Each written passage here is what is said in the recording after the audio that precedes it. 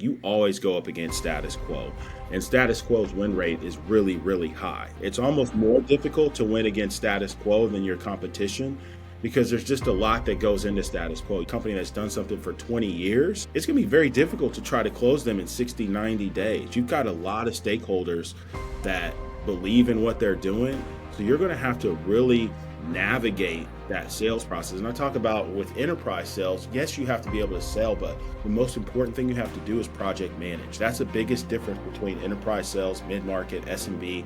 You have just more stakeholders involved. Welcome back to the Sell First, Build Second podcast. It's actually the first one of this year. And this year, what I wanted to do is bring more sales leaders and founders with early stage sales experience that you can effectively learn from. So today, we're hearing from Jarron Tate.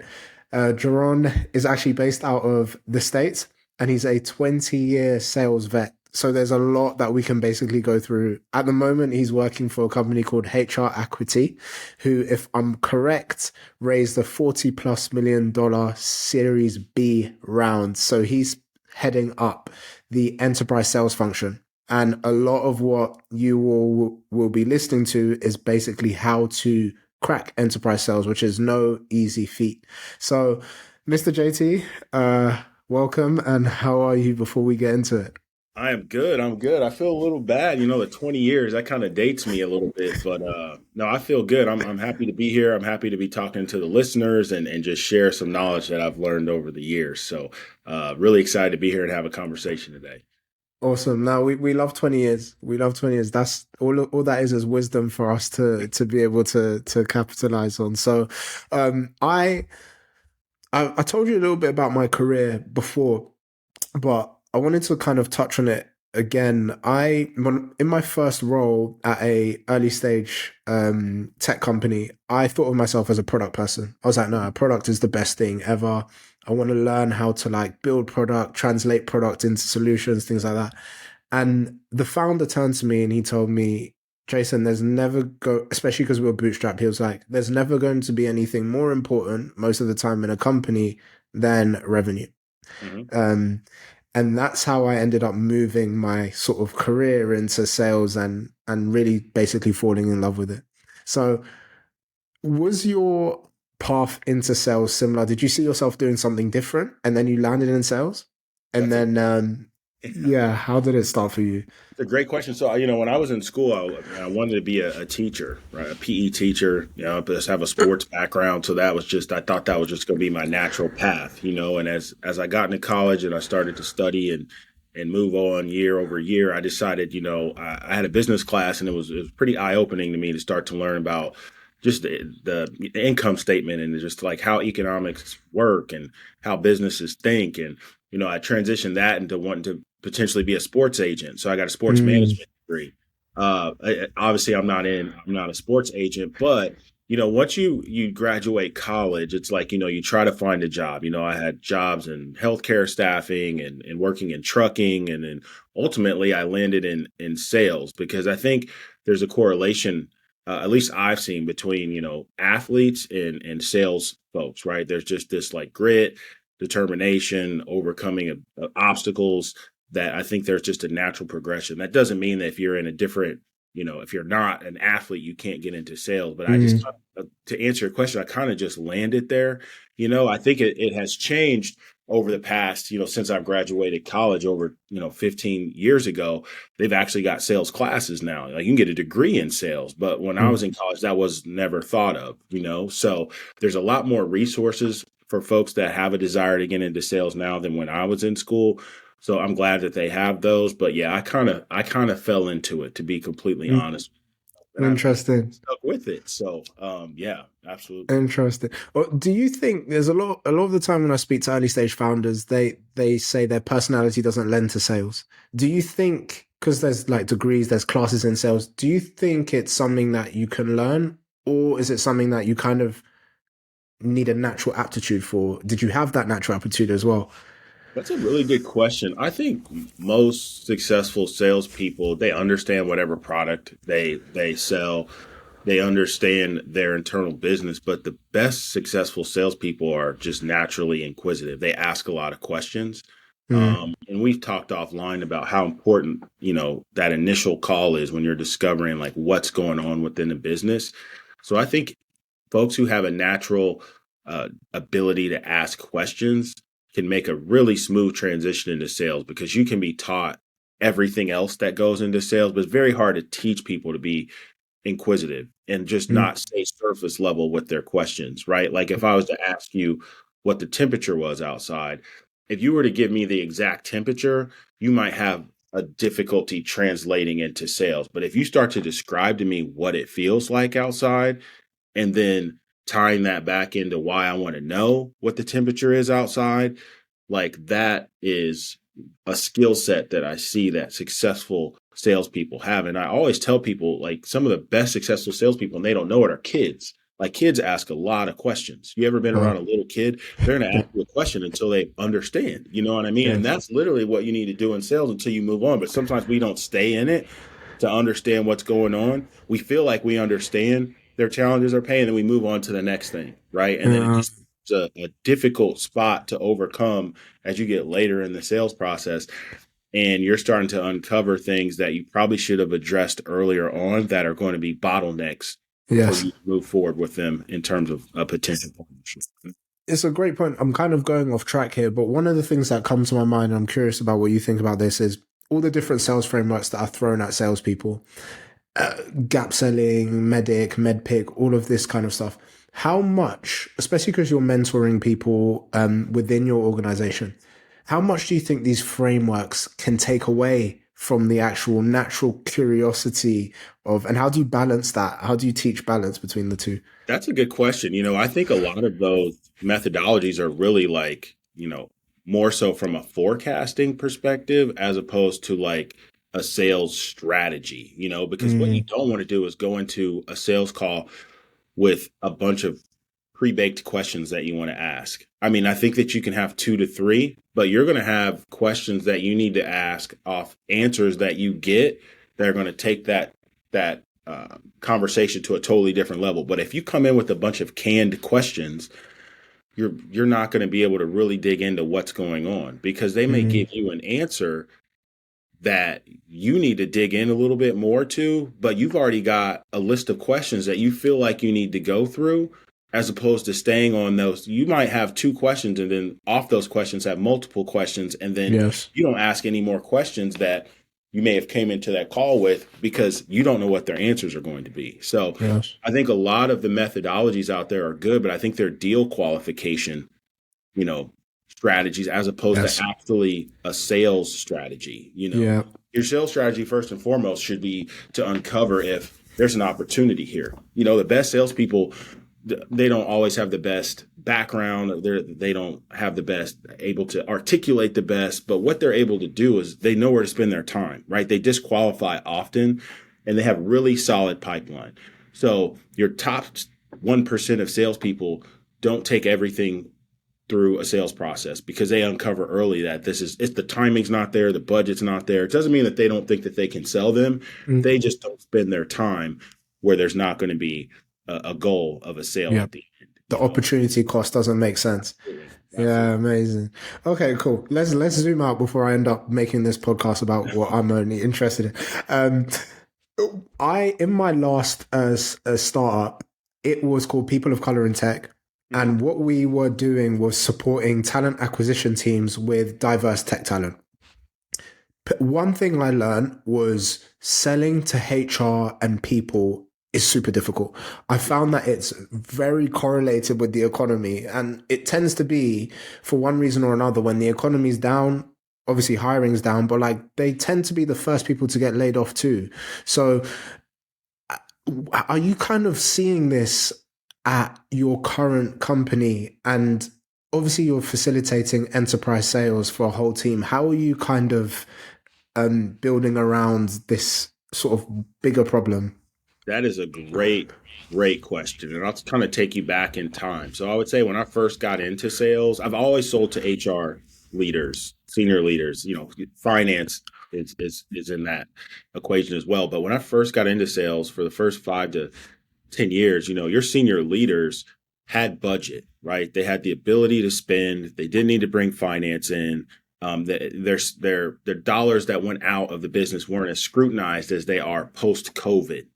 So to your point, a lot of companies see HR as like a cost center, right? It's a function of being in business. You have to have an HR team. But what companies do that get it right is they understand that, like, if you look at your income statement, like, regardless of whatever asset you own as a business, your people are your greatest liability. They cost you the most, so you would want to take care of them. So companies that like take care of their people and that their people first are ones that can weather like really any storm, an economic downturn. Because at the end of the day, if they do have to let people off or do a reduction in force, they've done everything they can to avoid that. But HR is very difficult to sell to, specifically because most of the time they don't have a seat at the table. All right, regardless of their title, the business views them right as a cost center. And the way you can find that out in your sales process is just simply asking the HR team, those senior leaders, do they report to finance or do they report to the CEO? If they report to finance, it's more of like a cost, perspective. Like, that's how the business views them, as a cost center. If they report to the CEO, they've got a seat at the table, right? Because at the end of the day, the CEO is in charge of the strategy of the business and the growth of the business. So when we find that out, we feel confident in our sales processes that, we won't be blocked by potential finance leaders that don't see value in the technology that HR leaders want to purchase for the business. No, fascinating. And I think one thing I want to point out is for the audience is how JT just used a qualification criteria and discovery, knowing who they report into. One of the things, understanding the buying group is super important. And I think that's something I just want to highlight again, because you kind of subtly put that in, but it's very important. Did you ever think of leaving the sort of vertical of people or HR because of the challenges? Absolutely. I mean, like you said, it is difficult to sell into that function.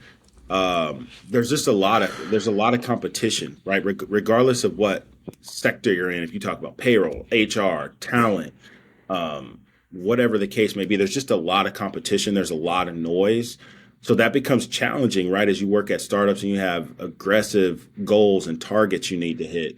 It's like, how do you position yourself to be different than all the other vendors that your prospective client is going to talk to? And I always tell people this, like, you can never get happy ears in your sales process, right? If they tell you, Jason, oh, we've really blown away about what you can do, we're only looking at you. When they say that, I'm not to say to like not be happy and excited, but understand that, like, you always go up against status quo, and status quo's win rate is really, really high. It's almost more difficult to win against status quo than your competition, because there's just a lot that goes into status quo. You try to settle a company that's done something for 20 years. It's going to be very difficult to try to close them in 60, 90 days. You've got a lot of stakeholders that believe in what they're doing.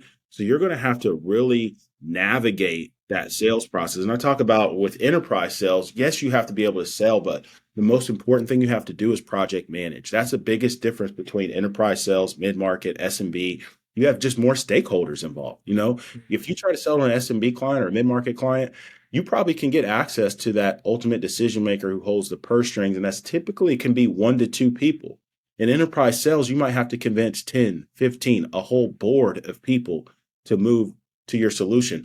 And it's not like the majority wins. They all have to be on board, and they all have different questions they need answered, things that they're uncomfortable with. And you've got to be able to address those. So that's where enterprise sales comes. You have to be able to project manage deals. You just have to. No, amazing insight. When seeing as you manage a whole team, I'm curious about the structure. I'm assuming that there's some SMB, some mid market, some enterprise. Part A, and part B of that question is, when you're hiring for an enterprise AE, let's say they don't have much background, whatever. What are you looking for on a week-to-week basis in terms of output beyond the actual, like, I've reached out for net new business or whatever? Is it like, this is the deal and I contacted X, Y, and Z within the deal? Because the reason why I'm asking that question is, how much is project management element what you look for in you've had a good week. You've done what you were meant to do this week. That's a great question. I'd love for folks that report to me, and any leader would tell you this, for people to have 10 appointments a week, right? That would be Yeah. great. You can do the math off that and start to get close rates and what people are going to build in pipeline and ultimately close one business. But that's tough, especially on the enterprise side. So what we want to look at is your account plans, right? Like if you've got 40 or 50 accounts, right? What have we updated within that account plan to understand the business? Because it's very hard to get appointments in the enterprise space, especially with what we call like ATLs, above the line folks. And you've got BTLs that are below the line that really aren't going to move the needle. So we want to know what movement have we made on the account plan? Have we reached out to all of the above the line contacts in terms of just LinkedIn, email, and then below the line, have we reached out to those folks? Because I tell people all deals don't start at ultimate decision making level, but they do end there. So you don't have to be so focused on trying to get in front of like a CHRO of a large company, because that's going to be very difficult, right? They don't have the time to meet with you for a very first call unless it's a pressing issue and they've kind of reached out. Maybe they come inbound. So you might have to start with some of those lower level folks and start to build your brand with those folks, because that's important, because they're going to be in meetings that you're not going to be able to be in, right? They're going to be that voice of reason. They're going to be able to tell you what's going on when you're not able to meet with your prospective client week over week. So if you can get those champions on board, that just strengthens your case as we start to talk about project managing a deal to the finish line. And a lot of that goes above and beyond navigating procurement, legal. You've got to get to that spot, but you've got to build champions in your enterprise sales opportunities, because we talk about being multi-threaded a lot. You hear a lot of organizations talking about that. It doesn't matter if you're at the highest level, right? You can be at the CHRO level, but like I talked about, many times they've got to pull budget from different areas, right? So if you've got them on board and they're ready to go and it's time to sign, but they've got to pull funds from IT and you've never talked to IT, you haven't had any dialogue with IT, you can believe that IT is going to block that deal. Yeah. Because they're like, what resources do we have to put? How much budget are we talking about? Why haven't we seen this yet? And then your deals start to stall, right? But if you project manage that and you understand that early on, you can push to have those conversations or get them involved. So then they're not a blocker at the end of the day. They already know it's coming. They've already had a conversation with you, right? No, So it's no amazing. different. I use project management because it's like, if you're going to get an addition to your house and you've got a construction company, they're going to talk to you about what that process looks like, right? Ultimately, there should be no surprises, because they're going to tell you the phases. They're going to tell you how much material they need. They're going to tell you how much you need down. But if you just hire a construction company to add an addition onto your house and you pay them, like, how are you going to be happy at the end of the day? When is it going to be done? You haven't had any of those conversations. All you've done is like output your money to them, and you have no line of sight when anything's going to be done, what it's going to look like. So that's just a challenge. The same thing in sales, right? You have to set expectations and get the right people involved so there's no challenges. No, it's fantastic. And I think the common view on the outside world, maybe because of how it's perpetuated in media, is that you get a bunch of warm leads and like you close them.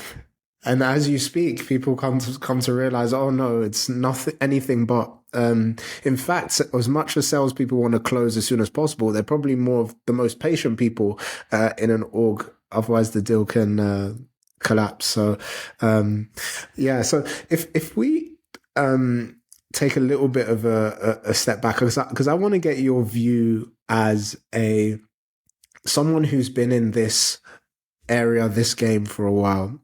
And obviously 20 years is a period of time, but like it goes fast, obviously, when you're enjoying what you do. And I wonder whether or not you've seen, the question I kind of have is, what have you seen change in sales, and specifically like moving into 26 and maybe what you saw in 2025?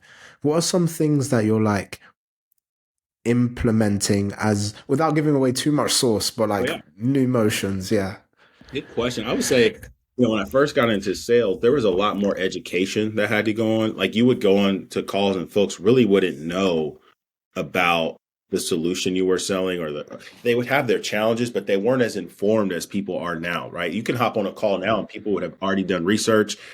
Most technology companies have somewhat demos available on their website, on YouTube. So you're talking to people now that are a little bit more, well, a lot more informed, right? So they know what they're looking for. Now you still need to educate, but that's not so much the focus, right? It's more of like every company has, X amount that they can spend. Like, why are they going to spend it on your solution, right? And Mm. uncovering like why your solution and why now is like super, super important within your sales process.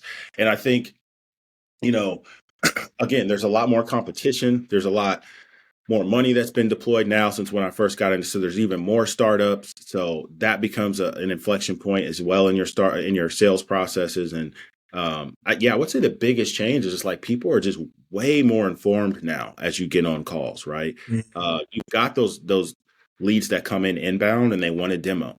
On the enterprise side, it's we try to avoid that as early as possible. Like we don't want to necessarily show them a demo as soon as possible because you have to think many times in enterprise sales, you might have to have 10, 15, 20, 30, 40 interactions. Your sales process might last 2 years. So how can you slow play that, right? Because what's the benefit if the timing's not going to be right for you to show them everything within 60 days of them reaching out?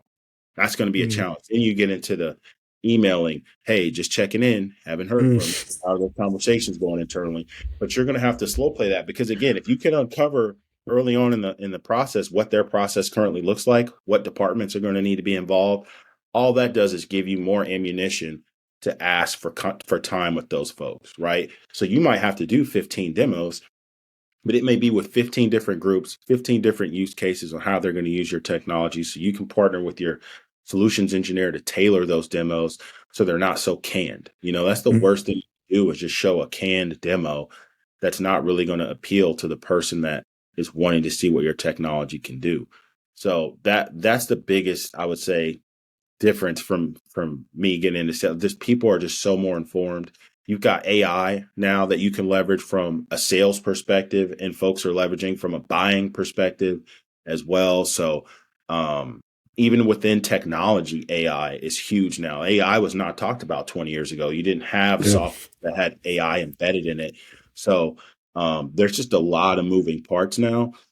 So it's just trying to stick out amongst all the competition out there. That's like the biggest thing you could do. And a lot of it goes back to when you ask me like the characteristics of a good salesperson is really your ability to ask questions and build rapport. Because in the business world, we're no different than consumers, right? You're going to buy something from someone that you like. If you're in Mhm. the market to buy whatever it is, let's say a car, Mm. you might go to 3 or 4 different car dealerships and basically they're selling the car for the same price. Ultimately, you're going to default to whoever makes you feel the best during that process and you can trust, right? Mm. All things are the same, right? That's who you're going to default to. So as a salesperson, you have to ask yourself, what can I do different than the other 4 to 5 salespeople that they're going to meet with to allow me to stick out, right? Is that my Great. ability to ask questions? Is that my ability to demo? Is that my ability to articulate their challenge? Like there's a variety of things, but like if you can stick out, that's how people remember you, right? But when you just Mm. do what everyone else does, you can be put in a box, right? And a lot Mm. of times we're like, well, our technology does so much more than this company. I don't know why they feel like we're the same. Well, we haven't done a great job of articulating why we are different as the salesperson and then why our technology is different as well. And most people that you're in processes with, they understand that like everything's not going to be great, right? They would love implementation to go smoothly, but it doesn't always go smoothly. They would love to purchase your technology and never have an issue in customer support, but that doesn't always happen. But what you have to do is tell them that, you're going to be there to address those problems. You've got, individuals within your organization that are responsible for those challenges, and we're not going to shy away from them, right? So putting the elephant in the room, and those are all things that you can uncover during your sales process. Many times we feel like price is like the leading indicator for someone that wants to, but you never know. They could have had a horrible implementation with the last solution that they bought. But if we don't ask about how their implementation was of a previous technology, we wouldn't know. And then we're just gleaning on price. Well, our price is less than this Mm. competition. The competition uncovered that they had a challenge with implementation. They brought on implementation leaders. They had calls dedicated to what the implementation process is going to be like. And we missed the ball because we didn't uncover that in the sales. Mm. So I Mm. think an easy default a lot of times is just price. Like they want the lowest price. Yeah, everyone wants the lowest price, but in theory, there's a lot that goes into making a decision. If you don't ask Cool. that, you won't know. But I think a lot of times we just default to price. Like, what's the Yeah, number do we need to yeah. be? There's a lot that goes into it. It's funny because as you speak, what comes to my mind is no solution is homogenous. There's always differentiating things, and this is kind of why I always say sell first, build second, because that discovery phase is so important.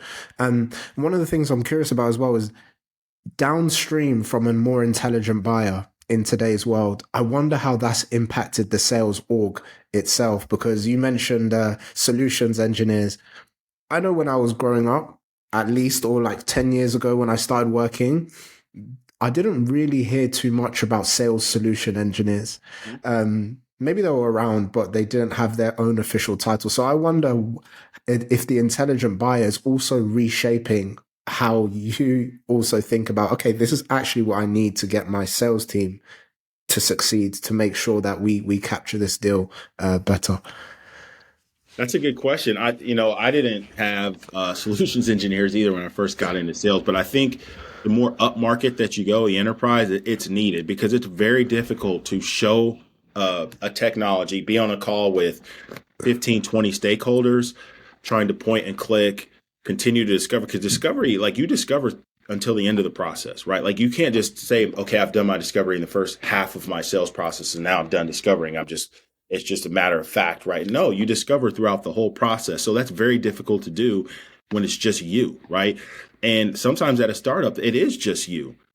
So, I know I've worked at startups where I've had to run sales calls, be in charge of sales, uh, customer success, all those things. So it can become a challenge, but you always have resources, right? You've got the founder that you can lean on.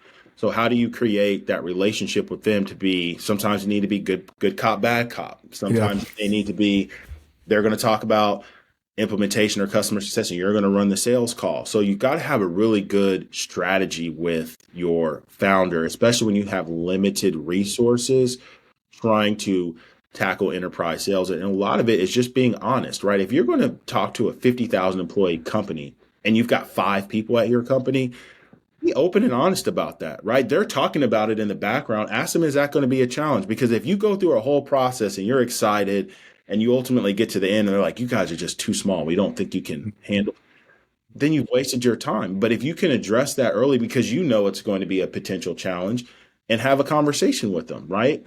And that can open up a can of worms, or it could not be a problem for them, or it could, and you can address it at that point.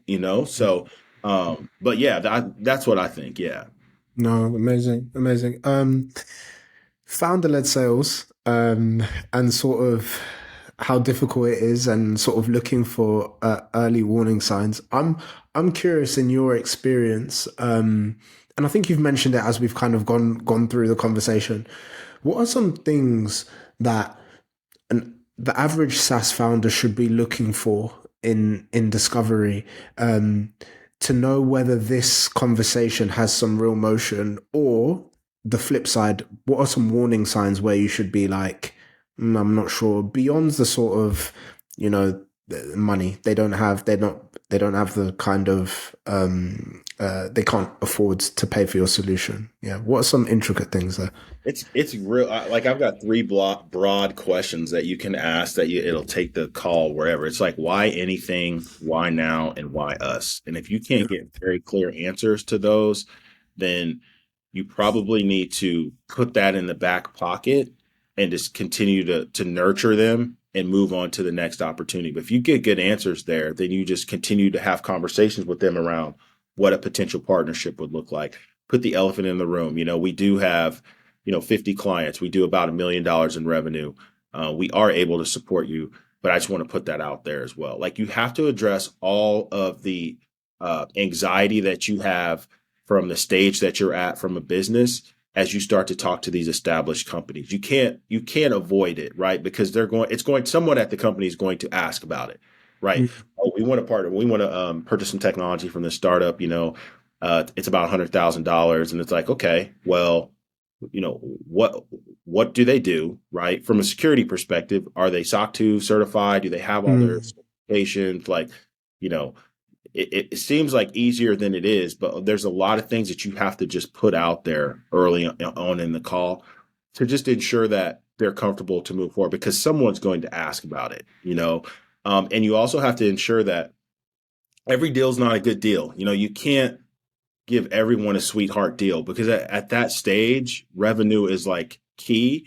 But then you have to worry about churn as well, right? It doesn't benefit you to sell $500,000 in your first year as a SaaS founder, and that second year have 350,000 in churn, right? You're Mm, signing 1 year deal. Like you have to understand your strategy. Are you going to sign 3 year deals? Or are you not, right? If you sign 1 year deals, you don't really have a big enough team, especially if you're doing high volume, unless you auto renew them to just go through that conversation because it's not really easy to renew folks when you have very limited resources. So you have to stick to your guns. You've got to put on a whiteboard what are your non-negotiables, right? And you're probably going to have a one-off or a one-off deal that you do here and there, but you can't make that a norm because when you do a bunch of one-offs at an early stage, it becomes a challenge. And most, VCs want to see growth year over year and not a ton of churn because all that's going to do is help you with your evaluation. And then yes. there becomes an inflection point as a startup founder where, when you're getting more sales calls than you can handle, you probably need to find someone to come in and assist with that. But a lot of founders want to find like a VP of sales that's led massive sales organizations. And that's not what you need. You need a player coach, like someone at like a director level or like a sales manager level that's really close to it, where they can roll up their sleeves and build out a repeatable process that you have to document. Because at the start of Fate, it's all about speed, right? Hmm. Like and you're going to hire folks to come in. You're not going to have a huge L&D department. So you're going to have like a playbook. If you think about sports, these are plays you Yes. have to run to be successful. Yeah. And then it starts to just manifest itself and you get funding and you can start to build those layers. But the biggest challenge I see is when it's time to transition from founder-led sales, they'll hire like a VP or someone that's very, very successful leading a sales organization with a ton of structure. And that's just not what startup world is. Yeah. It's getting your hands messy. You're just in it. You're in Yes. it every day. So Yes. I've heard this conundrum online quite a lot. Do I hire the big brand logo person or the person who's not so? I just want to touch on something that you mentioned. If you could give like a few tidbits to the audience about your version of a founder-led sales playbook, whether it's 2 things, 3 things, 5 things, what do you think would be the initial things if you were talking to someone who's got a product, it's got some motion, they've attracted maybe 2 enterprise clients, a few mid-markets, but I need some help repeat to do something. Yeah. good question. So first would be to document everything. So what does that first call need to look like? What questions do we need to answer? And this kind of a little bit contradicts what I said before, but at a startup phase, there's some things that you just have to understand about their business, right? Are they comfortable partnering with a company in your position because it's going to come up, right? Obviously, are they comfortable with whatever terms that you typically have, like 3 year terms? And the good thing about startups is like a lot of your sales processes can be a little bit quicker, right? Because you don't have as much red tape, right? You might have terms embedded in your contract to where they can't, redline them, right? Yes. So there's just some things that you can do where well-established companies have some challenges. You want to talk about timeline and document all these things, and then you want to document what the demo flow needs to look like. What do you do well? What do you not do well, right? Because as a startup with newer technology, you're going to have some things that probably don't flow as well as you would love them to. You Yeah. want to make sure when folks aren't on the demo, it's not you, that they know where to point, where to click, what you do well, right? To avoid any questions that could slip up and make your technology maybe not look as great as it is because you just don't have the resources to get it to where it needs to be currently. So Hmm. document everything, understand what questions you need to ask on that first call. And then once you get to a demo, really document and lay out where you want to point and click. Because most startups, their technology isn't super sophisticated, right? So you should be able to navigate a demo rather quickly and Mm. be able to get that prospective client in a really good spot. So the main thing is just document everything. Document the first call, what it needs to look like, and then document once you get to the demo what that needs to look like, and then document your paper process. Like what do we need? What do we need to collect? Um, are we going to do 3-year term? All those things, and just have that so the next person that comes in totally understands that flow, right? Mm, And you can start transitioning to like what customer success looks like. What is mm, our renewal period? Um, are we going to charge an uplift? What's that going to look like? So mm.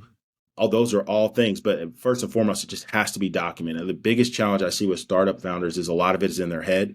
So when they start to hire people, they try to teach them on a call like we're on right now. So you have to do this, then Yeah. you have to do this, but there's like no documentation. So it's hard to really like retain that as you're trying Yes. to get in because you don't have resources. There's not like an LMS that you can look at. So if Yeah. there's documentation, that makes it a lot easier and quicker to get up to speed Yes. and get ramped. No, that's super valuable. I was fortunate walking into this new startup that we use Fixer, and I could watch calls.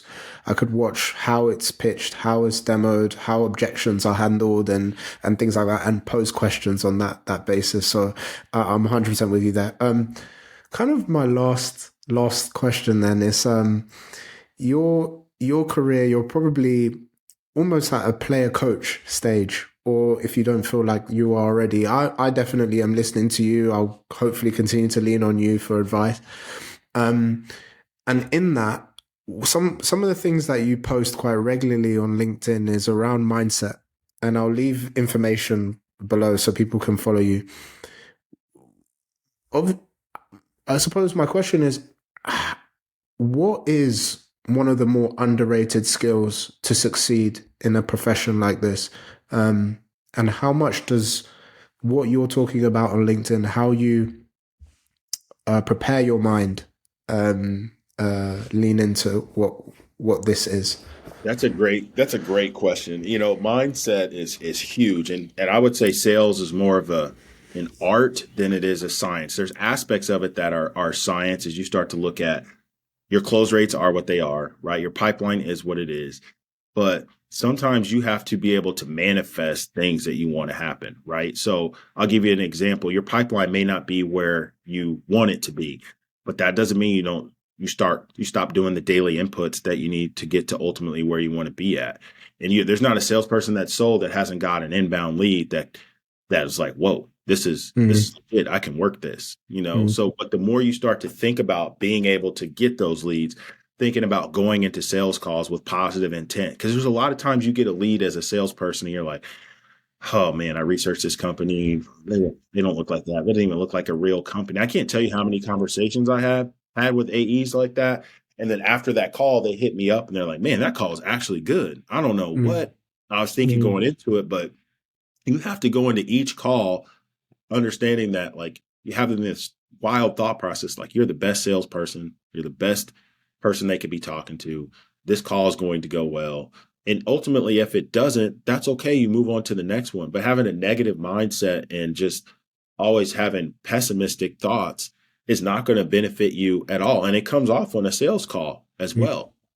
A lot of folks are on calls all day long. And if you can bring some good energy to that call, that gets people's guards down and they start giving you more information, right? Like a mm, lot of my AEs over the years that are really good, they just bring this positive energy to a call. And we get so much out of our discovery calls that we probably wouldn't have if we would have just kind of showed up, camera off, no energy, um, no rapport building. So I have to think at the end of the day, we're in a remote world now. Some folks are back in the office, some folks are hybrid. So just bringing a positive thought process and energy is just huge because a lot of people mm, do that. When we get mm, feedback, I'll get emails all the time from prospective clients about my AEs about how well the sales process was ran. They were always on time. They always had positive energy. That stuff wears off, right? Like mm, it wears on you, like karma, all that stuff. That mm, all those things are real, and that's above and beyond any sales training that you can get. So I would tell folks that are getting into sales, especially folks like in the SDR world, where that's just a tough role. You just get kicked in the teeth every day. People hang up on mm, you, they don't want to talk to you. But like if you can build that thick skin and understand that process, you can move anywhere you want to in your career, right? You don't have to just go from SDR to AE to to sales leadership, there's a lot of different paths in sales, right? You can start as an SDR. Maybe you go to SDR manager. Maybe you move into account management. Maybe you move into customer success. Maybe you move into implementation. So there's a lot of ways that you can take your career. So don't think that, if you're early on in your sales career that and you're not loving it, that you shouldn't stick with it, because there's just a lot of ways that you can move. There's some people that are more of like the rapport building, touchy feely. Those are great people for account management. Right. You get to talk to people who already know that they're clients, right? There's not a ton of friction in the sales process, because when you reach out to them, it's not necessarily a cold outreach. They know the company, they're already a client. So that makes that a little bit warmer, right? So, or you have people who like solving problems, right? They're in sales, but they like solving problems more than they love being like sales and hitting an aggressive number. So they can move into customer success, right? So there's just a lot of ways that you can move, but your spot you're in doesn't have to be in your end destination. That's what I tell people. Like, sales is very tough. It's tough. You get told no more than you get told yes.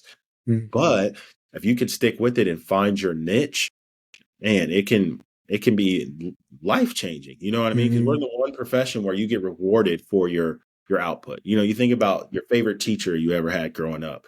Yeah. They're only ever going to make however much their salary is, Yeah. regardless of how many kids they influence and teach and grow. But in sales, you're one really good call away from like potentially changing your life. You never know, right? Yeah. So that's the thing you have to lean on, like that positive optimism. I wonder what my next sale is going to be and how big I can make it. I've seen sales have changed people's lives that have worked for me. You know what I mean? So you just have to have that positive thought process. Even when you Amazing. don't see a path, just understand that it's there. If you keep doing the things right, you will be successful. You think about people who want to lose weight. If you keep eating right and you keep working out, maybe the scale doesn't drop as fast as you want to, but eventually Yeah. one day you're going to look in the mirror and look at the scale and be like, man, I'm at my goal weight.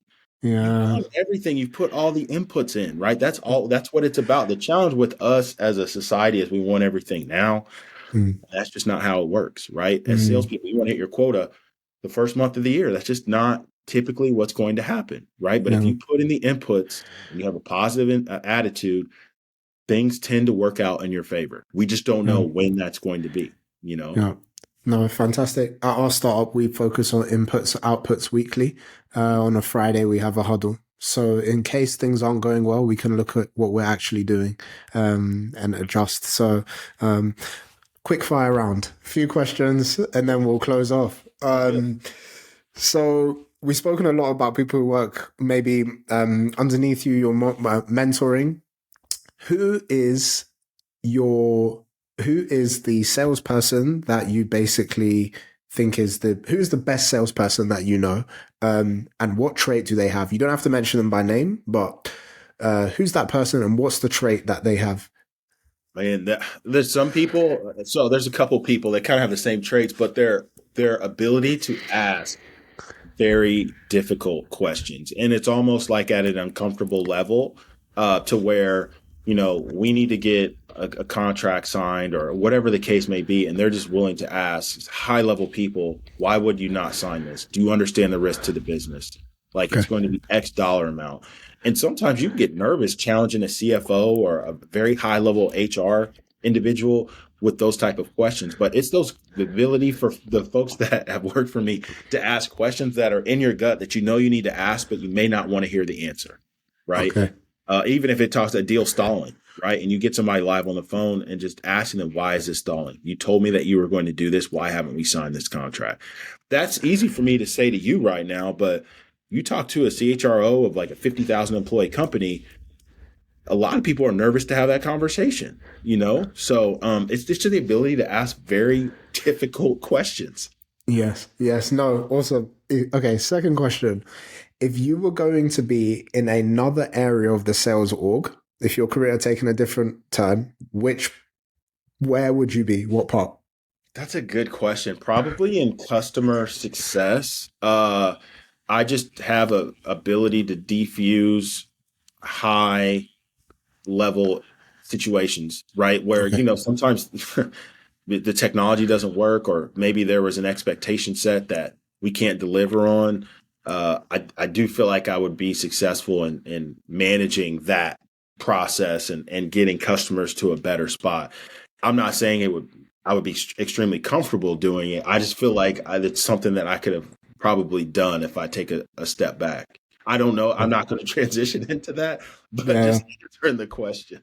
No, also, no, it also lets me know, like, also the higher up you go in the org, the more of the other characteristics you start to embody that you need in other areas. At least you understand what it takes to be good in that area. So, okay, last two.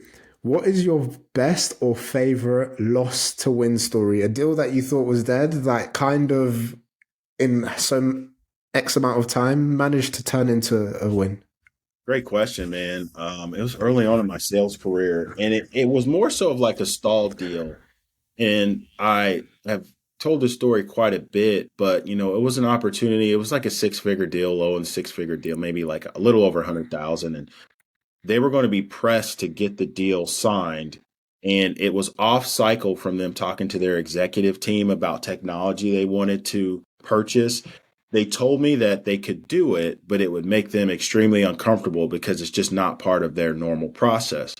So I told them, I thought about it and I was like, that's fine. You know what? We can take this deal next quarter, but I just need you to give me like an idea of time frame. So they let me know when that meeting was.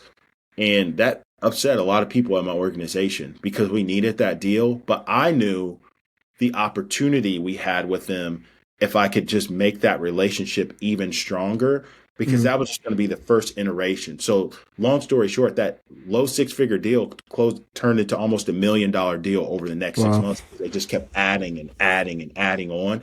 And I don't think they would have if I would have pushed them to get that Mm, in. When I knew we needed it, but like I just knew that there was so much more there, and I knew if they could follow their process, we could continue to add additional business on with them, and we did it like clockwork. But it mm, started with me taking a step back and just reading the room. A lot of times you have to be able to do that as a salesperson.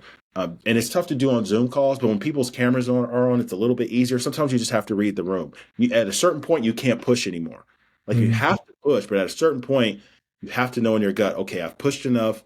I mm. need to understand what the plan is after this call, Yeah. So I would say that's a huge skill set if you can have as a salesperson, is knowing when to push and when to let your foot off the gas, and in letting your foot off the gas, collaborating with the stakeholders that you're working with to figure out what the next steps are. Because a lot of times their hands are tied, right? If the Mm, budget is squeezed at the 11th hour, it does no good to get upset, flustered, say, you're not going to get this discount anymore. We've been holding it.